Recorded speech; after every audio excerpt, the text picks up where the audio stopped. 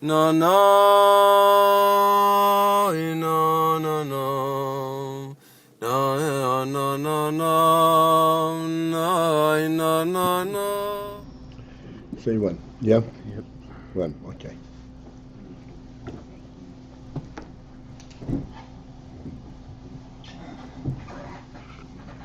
Okay.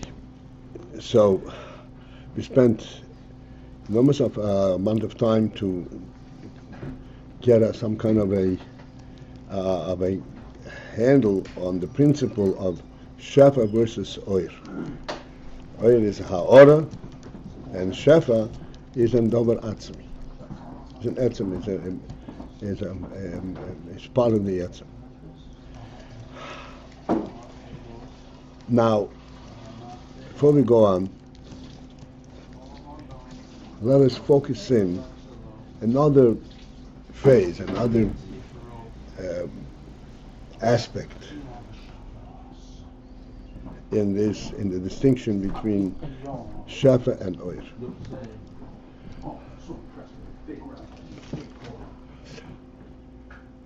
Shefa, because of the fact that there is a real an etzem thing that is given, like in the case of the rock, and just taking that as an example. Once the koyach of the hand was imbued, was given to the rock flies on its own, so to speak. It has its own koyach to fly. It cannot replenish this koyach, but whatever is given to it, it is now independent of its source. The real presence. In the case of the mashpia in seichel, likewise, the mashpia gives him etzem, or guf ha'oras sichlei. Guf ha'oras sichlei is something which the makabel, which touches the makabel in his own guf seichel, and he become a bar seichel on his own, and he has it independently.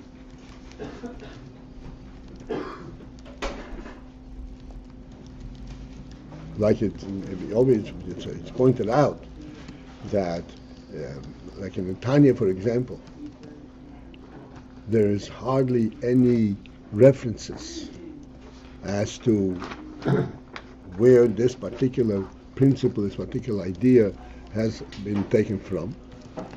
So the Rebbe, right in the Shablatl, in the front page, says that it means Misforim and Pisefrim and so forth. But then inside there is hardly any mention. There's just maybe one or two times mentioned Shomaiti me moiri, perhaps recently Shomaiti me moiri. And the reason for that is, even though it's a principle that you should always, without kovid horav, and without the Indian from that mevig yula to quote the source where you heard it from. What is behind the fact that there isn't, that it's not being quoted? It is that by the time when the Rebbe was teaching it, it has become so completely united, imbued, become part and parcel of his own reality, that now he's not saying it because of the fact that he heard it, but this is something which he is living through on his own.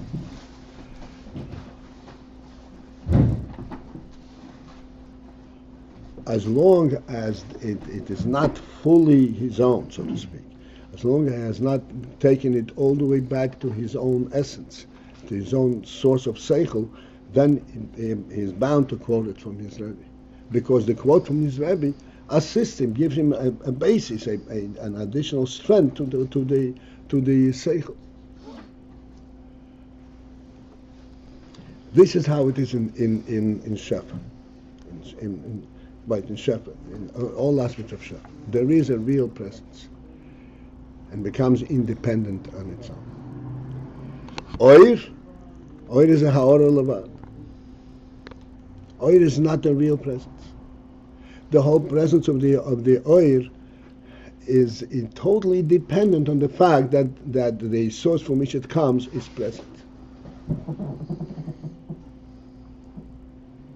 There is no ha'oras ha'shemesh, but for the fact that the shemesh is actually there. And there is no ha'oras ha'nefesh, but for the fact that the nefesh is actually there. The nefesh does not imbue chayas into the body, and now the body lives on its own. It has a piece of the chayas and lives on its own. It does not. It lives because there is chayas and nefesh in it. And not only because that is what chayas is. Chayas is chayas and nefesh. Light is light of the shemesh. That's what ha'or is. It is continually dependent and emanating from the source. Does not have a presence of its own.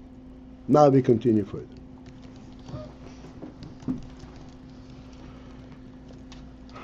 Okay, so we're on the bottom third of page Yud Beis, and the line begins with Rosh Hashanah Shekol Zeh, Shin Chov Zayin.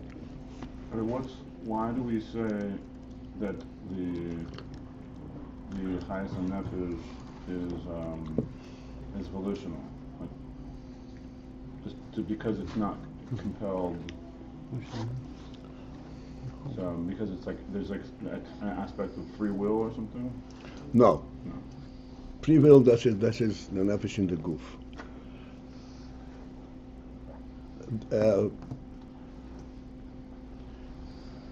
We don't have enough presentation here to say that this is a focus of the senior, so we'll be completing hearing of.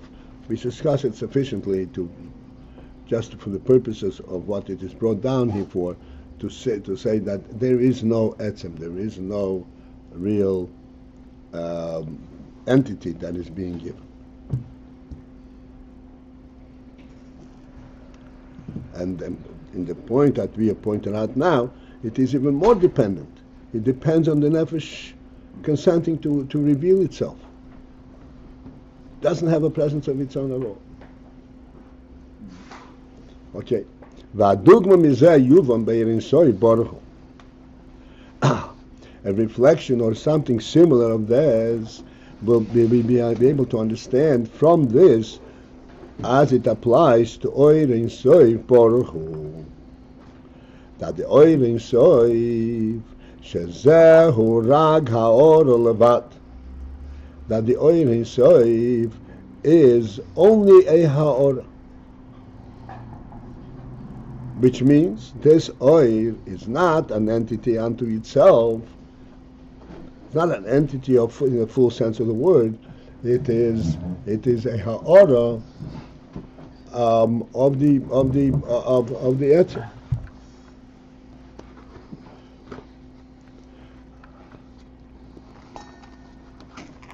Ve'al kei nikro ein soif v'loi ein lo tchila.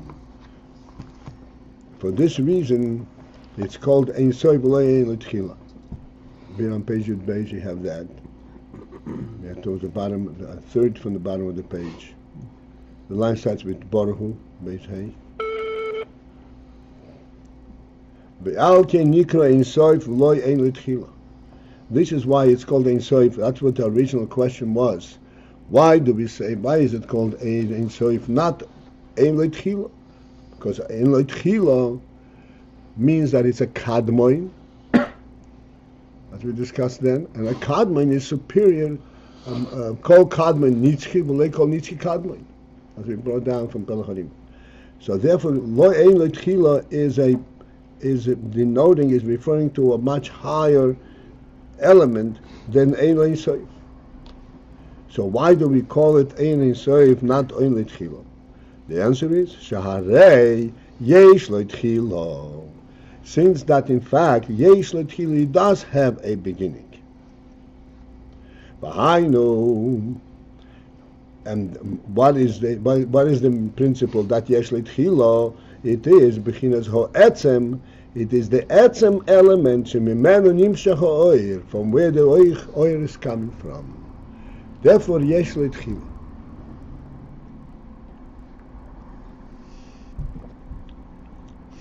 Okay, we have to just, there's nothing new that needs to be introduced, but we need to correlate it to everything that we've discussed. beginning. The Seichel Horav also, when the Rav gives a Seichel to the Talmud, Yesh Leitchila. It comes in the Seichel Horav.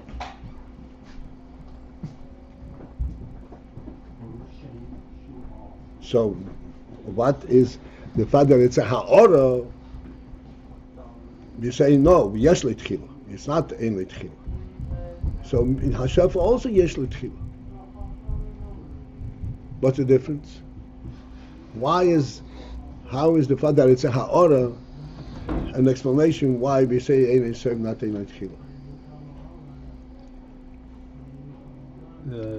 The ha'ara is different, is not of the etzem, so doesn't have the techila quality. Whereas the shafa, it's mamish, it has that techila quality because it is a part of the piece of the etzem. The shafa is giving of the etzem, so that's like that's techila. That's not techila. That's the that is the kadmon itself. That is whereas the or there is a basis. The etzem is. It is always dependent on the source. Therefore, it does not have its source with it in it. It is not its own source. Ein lo tchila means it's its own source, essentially. Ein lo tchila says it is its own source. Yeah, that's not ein lo tchila, right? It's a kadmon. It's real in and of itself. Okay. In Shefa there is this meaning that it's real in and of itself, even though it comes from the Rav. But the Rav gives that reality that he possesses. Oir is yesh l'tchila. It is always there only because there is a moir. Uh-huh. It doesn't have a basis for its own presence. That's why yesh l'tchila. So or can never be Ein lo tchila. Mm-hmm. Can only be Ein sof. Right. In other words, the oil does not represent that degree of reality that Ein lo tchila. It's a kadmon. It's a real in and of itself. Self-made. It's not self-made.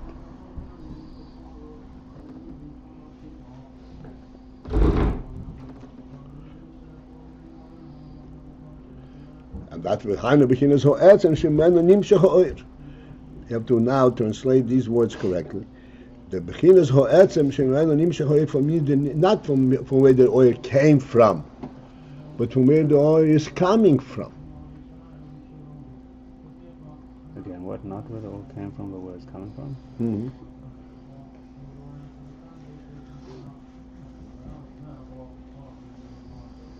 It's constantly dependent. It's constantly dependent. No.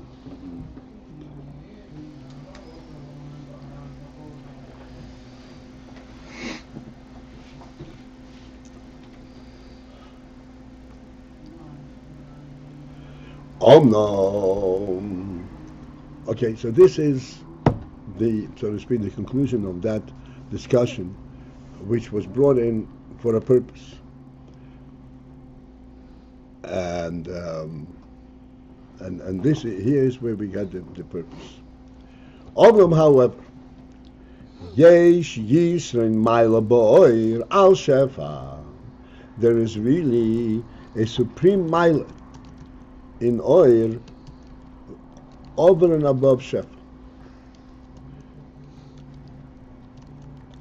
And what is that? The oil who dovuk b'moir.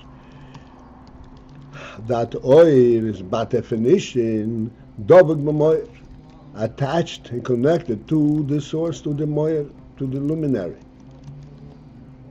The imloikein, for if it would not be so, if it becomes disattached from its source, lo yiyeh ha'oir, the oil would not be.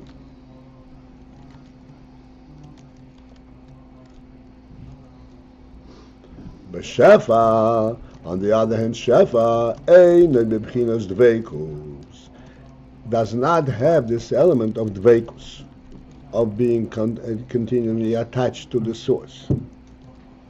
Or kamei bizriko, as in the case of the muscle of the zriko, of the throw, hare hakoyach nivdal min hayad, the koyach that is imbued in the stone to carry it upwards in the throw, nivdal min hayad, it gets separated from the hand. The Beis hakoyach noises ho'even, which means that at a time when this koyach carries the stone upwards, the hand is already resting in its own place. The hand is no longer involved in the throw. Which means it is not dovig bimkoir.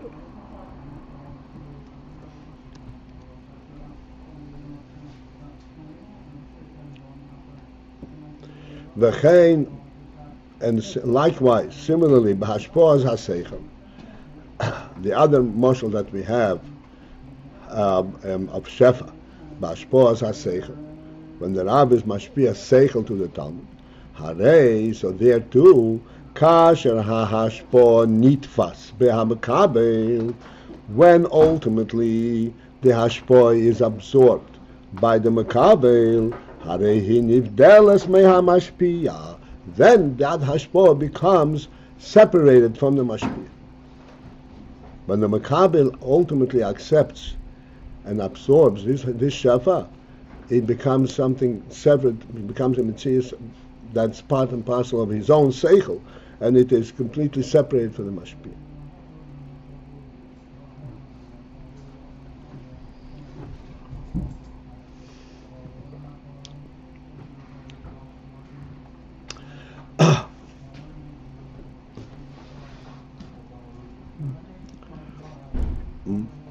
Okay.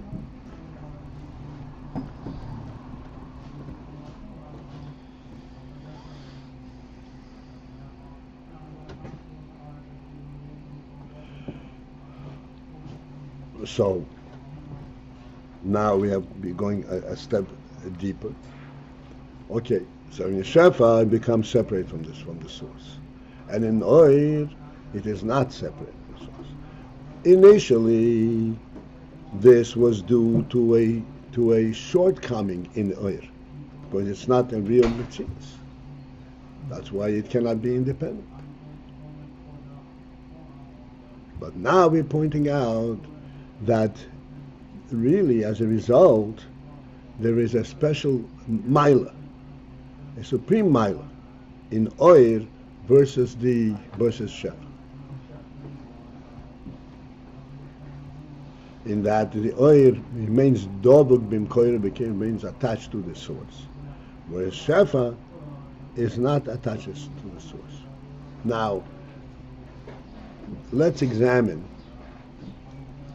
Let's say for in the case of the throw, the hand is aiming and throwing the rock in a certain target, a certain direction.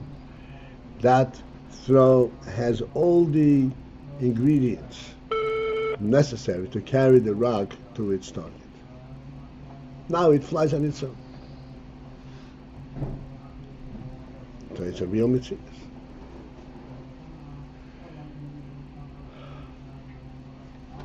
And the same thing is in the Talmud. The Talmud now absorbed the Seichel of Haran, and he has the real Seichel.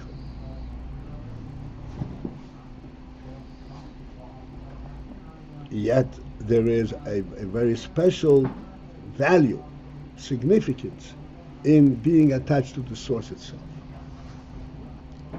In the case of the throw, this is very obvious.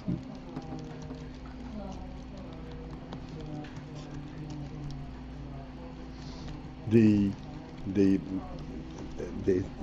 koyach that carries a stone has not initiated itself. It becomes a real Metzias. But that koyach did not initiate itself and the throw.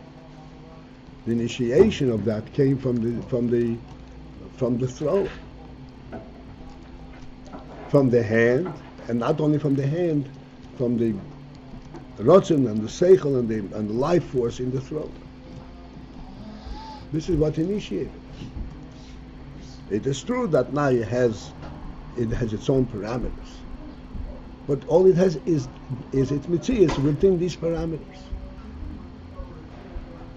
It's flying in this direction, but it does not have the principle as that it chooses to fly in this direction. It flies in this direction because that's how it's made to fly. Now it flies on its own. It can only go in the direction it's from. It can only go in the direction that was given to it. And It's only that point. I don't want to limit it to this point. The point is, it does not have the initial element of throw it. Right. It lacks the independence. We just said it has independence. It moves by itself. But now we're pointing out how it lacks. No, it has all its independence. That which was given it has. Yet it's lacking that what? It does not have the real source of the throw. It doesn't have the initial, the initiation element. And it cannot replenish itself. It's continually diminishing. That's not part of the mashal? That's fine. That cannot replenish itself. So, but the point is, what was given it? What koyach does it have? It has a real mitzvah of a koyach. But that mitzvah of a koyach, and elot chilo, it's independent.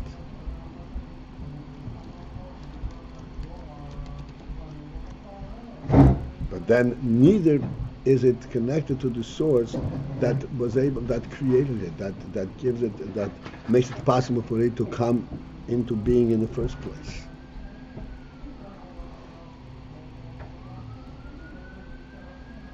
In broader terms in Chassidus, this is yesh mi yesh, not yesh mi ayin. The thrower, the hand that throws it, and which is under the controlling direction of the seichel of the person who throws it and the rotzen and so forth. There, he can create something yesh mi ayin. He decides we have to have this rock fly. The rock is not flying at all. The rock is hepech tivoi to fly. And he is the one who decides that he wants to give it that he wants to give it that quality for the moment that it should fly. This is the real source. That source element, the flying rock does not have. It has it after the fact.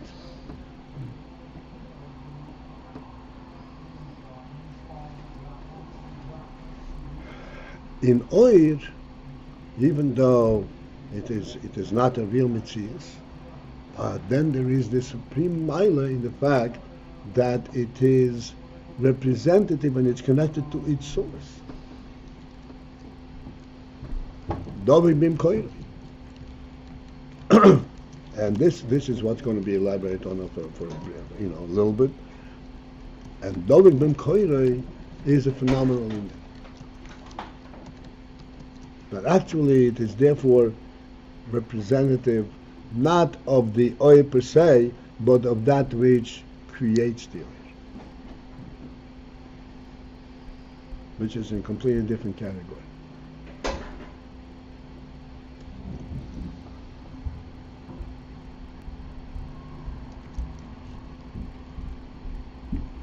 And this is, okay, so we'll have, it's going to be elaborated. Okay, let's continue on. Beloche can be on the line that begins Behamukabel. It's actually 7 lines from the bottom. Beloche, for this reason, Oir hu kmoi hamoir. Oir is like the moir.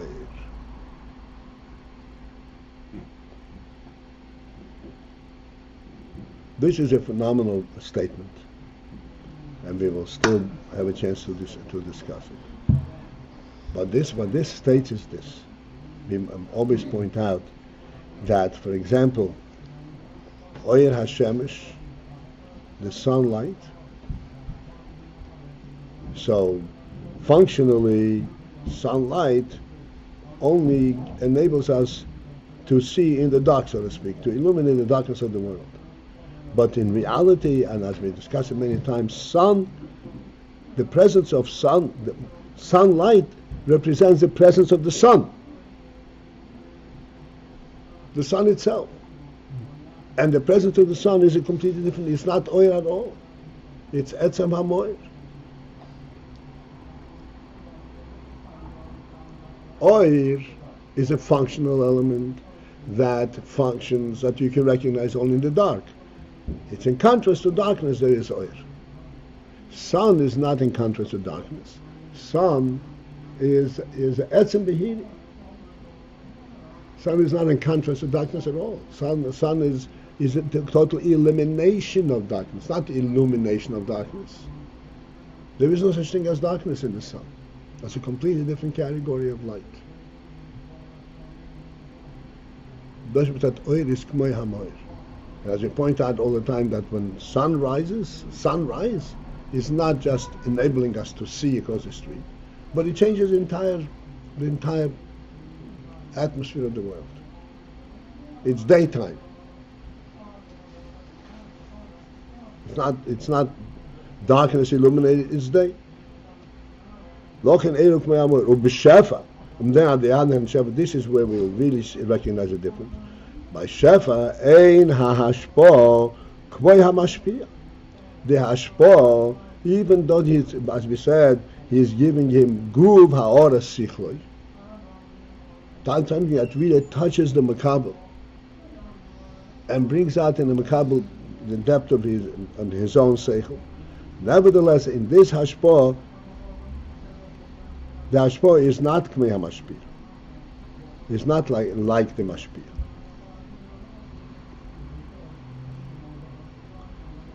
Ukmei b'hashpo ha'seichel, as in the example b'hashpo ha'seichel. Harei ein ha'hashpo k'moi shehi b'mashpia l'gabei atzmi. The hashpo, that which he actually pronounces and gives over to the Talmud, is not at all the way this Inyan itself is within his own comprehension, the way he sees it and understands it for himself, l'gabei atzmi, for himself.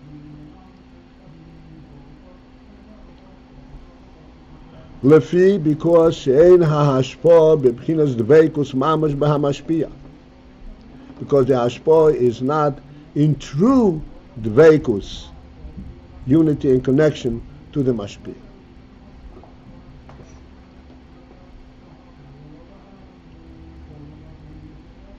Liyo is k'moi ho'etzem, so that the hashpo should be like the etzem. It is not like the etzem, because it is not in true connection, unity with the mashpia.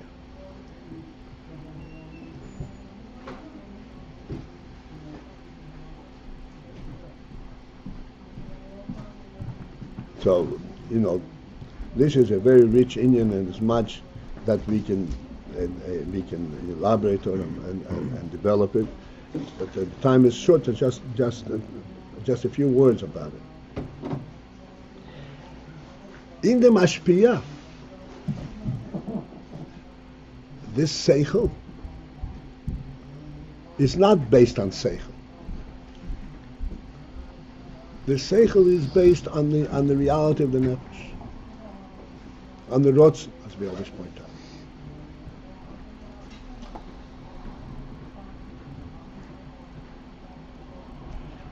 But that rotzen element, that essential aspect, the way the root of this seichel, the mashpia cannot transfer, cannot translate into being a hashpo. So what cannot be translated? Right. What's That cannot reality be of the nefesh? transmitted.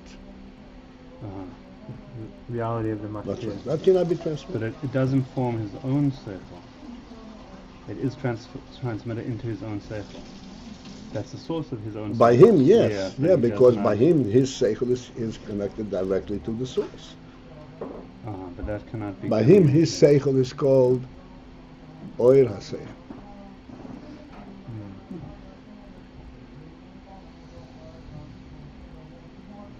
He actually sees the seichel emanating from its own source. He sees the truth of the seichel.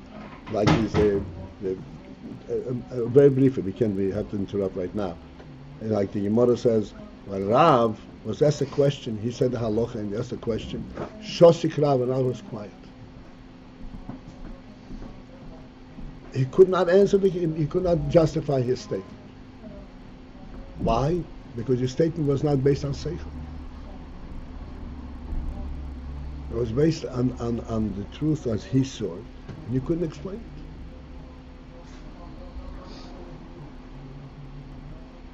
And that doesn't change the fact that this is seichel, and ultimately, as we said, the halacha is, actually, as a matter of fact, as that statement that he couldn't justify. Okay, we have to interrupt now. Have a good day.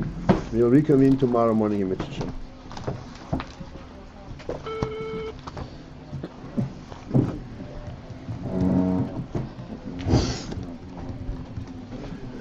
Good morning. Good morning. Today is the yahrzeit of my grandfather.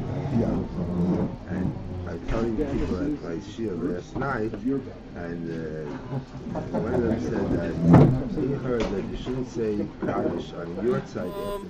No, no, no, no, no, no, no.